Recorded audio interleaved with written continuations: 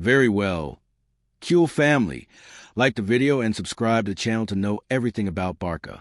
In this video, we will talk about what Mbappé said about BARÇA after another defeat for Madrid for the Blaugrana team. But before that, we have other topics that are also very important for our beloved club. Let's move on to the first one. Here is, without a doubt, one of the most surprising and gratifying names that the team has had this season. His arrival came amidst need, without too many spotlights or media noise, without a flashy announcement or excessive expectations. But those of us who deeply love this badge know that the true value of a footballer is measured on the pitch in silent commitment, in the way he integrates into the group, and how he responds when the lights are on. And as Szczesny has responded, and how he has responded from his first match, it was clear that he wasn't coming to be a temporary fix. He positioned himself under the three posts with a confidence that is contagious, with body language that inspires trust, and with a reading of the game worthy of the greats. Despite not having had a full preseason or a prolonged adaptation process, he entered the dynamic as if he had been here for years. His experience, his hierarchy, and above all, his winning mentality were evident at a time when doubts surrounded the goalkeepers. He brought calm. The Clásico against Real Madrid was his great consecration in front of the fans, not only for the timely interventions, which he had and were a great merit, but for the composure with which he handled the pressure, for the way he led from the back, for how he pushed the team from his role. When the final whistle blew, his embrace with his teammates, his emotional gaze to the sky, and his connection with the stand said it all. He wasn't just another player fulfilling a temporary assignment. He was a professional in love with a club that was adopting him as its own. In an interview with Canal Plus Polonia, Wojciech himself recently acknowledged that he has a formal proposal from the club to continue for 2 more seasons. It's a sign of respect and recognition for his work. Not every day are renewals offered to players who came to fill an absence, but in this case, the attitude, commitment, and level demonstrated have made him deserving of that consideration. However, the goalkeeper has been sincere. He needs time to make the decision, wants to evaluate with his family, and analyze all personal and sporting aspects before giving a definitive answer. We haven't decided anything yet. We're seeing what's best for everyone, he declared calmly. It's understandable. Szczesny is 34 years old, an age at which many footballers begin to think about retirement or more tranquil projects. But it's also a stage of fullness for a goalkeeper, and even more so for one with his experience and discipline. It's true that from a management, they have already made it clear to him that with the return of Ter Stegen, the role of starter will return to the German. But it's also true that being the second goalkeeper in this club is not a minor role. In such a demanding calendar, with high-intensity competitions and multiple matches per week, the second goalkeeper is key. And if that second is a Szczesny, the goal is more than protected. In sporting terms, his continuity would be a total success. Having a goalkeeper of his level in the squad as an alternative provides a tremendous margin of safety. Instead of spending resources to look for another profile that might need adaptation or not fit, maintaining someone who has already shown commitment and performance would be a strategic move of great value. As Szczesny knows the environment, understands the pressure, knows what is expected of a goalkeeper in this club, and above all, has a team mentality that makes him ideal for this moment in the institution. But beyond the field, his human impact has been notable. His figure has become a point of balance within the locker room. He has known how to coexist with a young squad, transmit experience, and assume leadership without arrogance. He has been close, professional, and above all, coherent. He hasn't made out-of-place statements, hasn't sought the spotlight, and has defended the badge with the dignity required here. At a time when the squad is seeking to consolidate an identity, players like him are fundamental.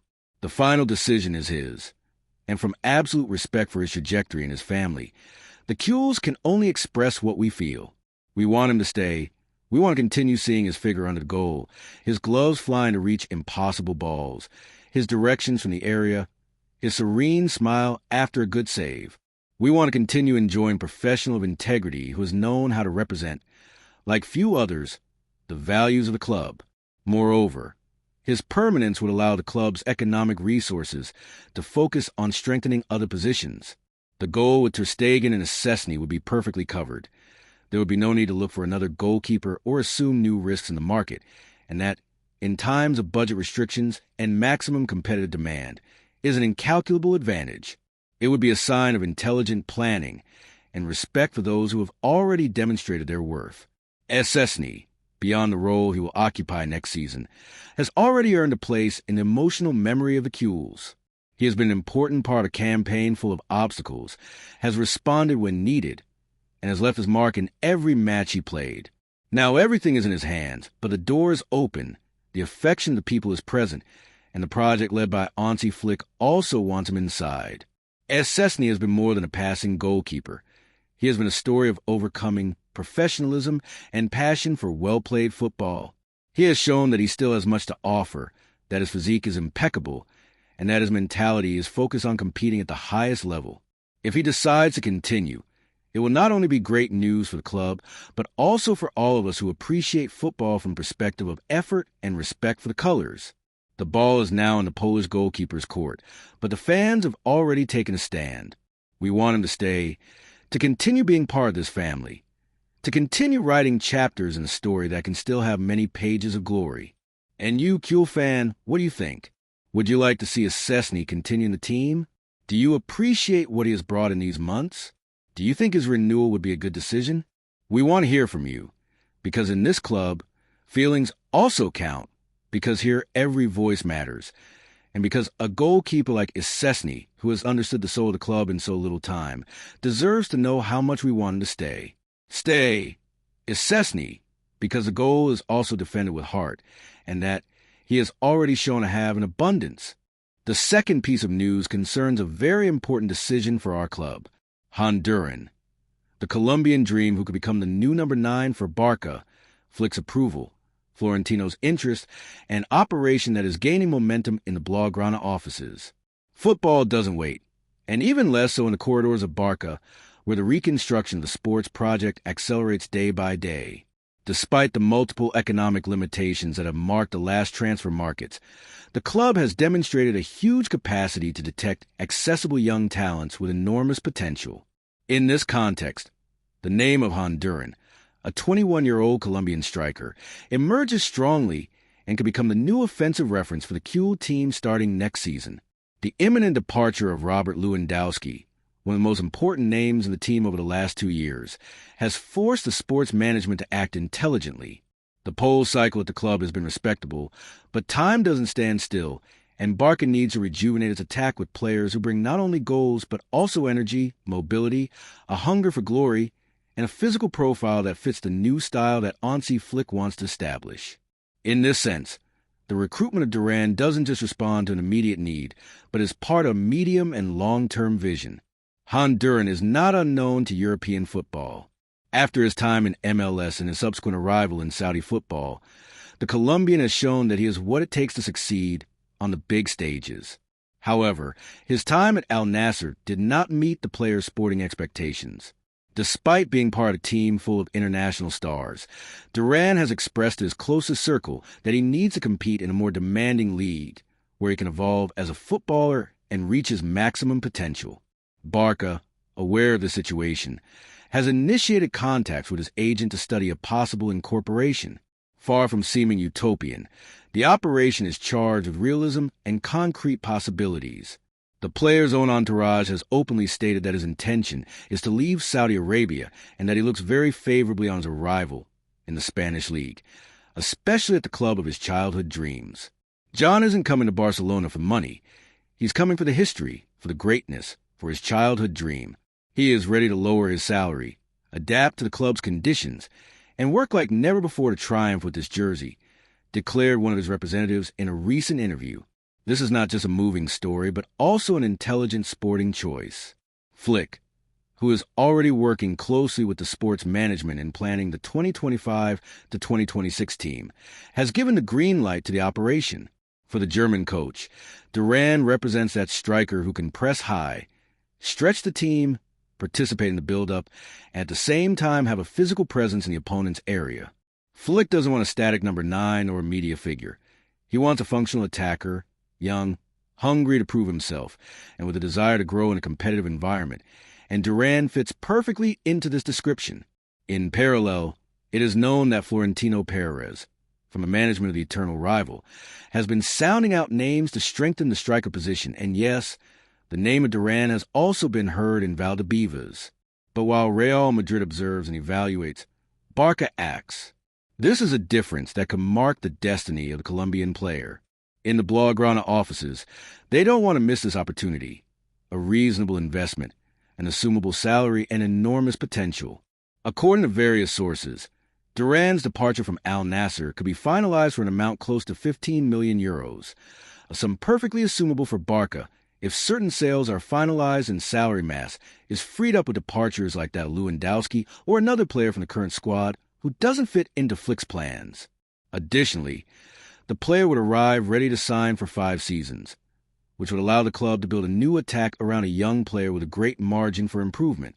But who really is Honduran, and what can he bring to Barça?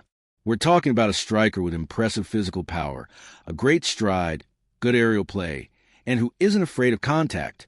Despite his youth, he has a strong character, leadership, and confidence that allow him to take on responsibilities in important moments. During his time in MLS, he already demonstrated that he could lead attacks, associate with wingers, and generate constant danger. At Al Nassr, although he had less continuity, he maintained a good goal-scoring average whenever he was given minutes. With more rhythm, more tactical structure, and a clear idea play like Flick's, he can definitively exploit his profile. He also fits in with the new generation of players that Barça is consolidating. LAMINE YAMAL, Fermin Lopez, Gabi Cabarsi, Hector Fort. All of them share youth, hunger, and commitment. Adding Duran to this list would expand it with a striker who has a potential to mark eras, and if he is accompanied and trusted in this team, we're not looking for ready-made stars. We're forging new legends. Another key point is his mentality. According to people close to the player, Duran is in the best psychological moment of his career. He knows he can't continue to waste time in an environment like Saudi Arabia's, where the competition is low and the rhythm isn't ideal. He wants to return to the center of world football, wants to compete in the Champions League, face the best offenders on the planet, and why not, become one of the offensive references for Barça in the coming years. This commitment, this desire for improvement, is what Flick and his technical team value most. From South America, the news of the possible signing has caused a stir. Colombian media already report that negotiations are underway and that the player himself would already be looking for accommodation in Barcelona. The figure of John Duran, with his energy, charisma, and ambition, could become a new bridge between Colombia and the club. Even references of Colombian football, like Faustino Asprilla and Carlos Valderrama, have given favorable opinions on the signing. Barça will be right with Duran. He's a player with personality, goals, strength. In Europe, he can give much more and do it very well in this club, Valderrama recently stated. And now, the big question. What does the Q fan base think? Are we ready to see a Colombian lead our attack? The truth is that the recruitment of Honduran represents something more than a simple incorporation. It's a message, a declaration of principles, a step toward the future. What do you think, Q? Does the arrival of Honduran excite you? Do you think he can be our new number 9? We want to hear from you. The third piece of news concerns a good opportunity for Madrid and a huge blow to Barça. What happened in the last clash between Barça and the eternal rival left a mark. It wasn't just any match. It was a vibrant battle, charged with tension, pride, history, and passion. And what happened on the field was simply memorable. A comeback of those that are not forgotten. A comeback that hurts in the capital and is celebrated with pride and joy in every corner where a Q heart beats. The final score 4-3 didn't just reflect goals, but also the character of a team that refuses to lower its arms, that fights until the end, and that once again looks at the world with its head held high. And if something made this victory even sweeter, it was a disconcerted gesture of Kylian Mbappé at the end of the match. The Frenchman, who had been hailed as the savior of the white team, as the standard-bearer of a new era of supremacy, found himself defeated, frustrated, without answers. And it's not for nothing. He had achieved a hat trick, a brilliant personal performance, but insufficient. Because no matter how much individualities shine, when facing a team that plays with soul, the badge, and the heart, there is no miracle that holds. There are no stars that can extinguish the light of Barça when it boils over. Mbappé's statements after the match didn't take long to go around the world. Of course, I'm angry. I did my part 3 goals. He blurted out with a mix of rage and helplessness, a phrase that reflects all the personal discontent, the internal unease of the locker room, and the disappointment of not being up to a big match. But Mbappé went further. He clearly indicated that he was not satisfied with the team's collective performance and issued a warning. Madrid has to improve a lot for next season. The departure of Ancelotti and the imminent arrival of Xabi Alonso can help us have the conditions to surpass Barça in the next matches. This year, we've taken a beating from Barça. We need to change that. Words that have exploded Valdebebas from within. Because not only does he admit a defeat, he admits an inferiority. And that coming from his great figure is a humiliation disguised as self-criticism. Meanwhile, in Catalonia, the laughter can't be contained. Since when has a figure that level, in his first year, admitted so clearly the Cuel's superiority? Since when has a star player exposed the weaknesses of his own locker room so bluntly? The reaction in the capital was not long in coming. Discontent, tension, unease. The Frenchman's words were received as a betrayal by some, as constructive criticism by others. But all agree on one thing. They have generated a tremor in the locker room. The silence was broken. The crack opened. And while they argue, we celebrate. Because if something has taught us this season, it's that Barça is back, that it has regained hunger, identity, courage, and that it doesn't surrender to anything or anyone. The team led by Hansi Flick has shown that with serious and coherent work, with clear ideas and without the need for great fanfare, it can become competitive again at the highest level. And this match has been the best proof of that. It was a lesson in pride, tactics, intensity, courage. It was a direct message to Europe. Barça is not in reconstruction. It is on the rise, and that is what hurts the most in the capital. Because despite everything that has been said, all the millions spent, all the titles sold, we continue to be the team they cannot defeat.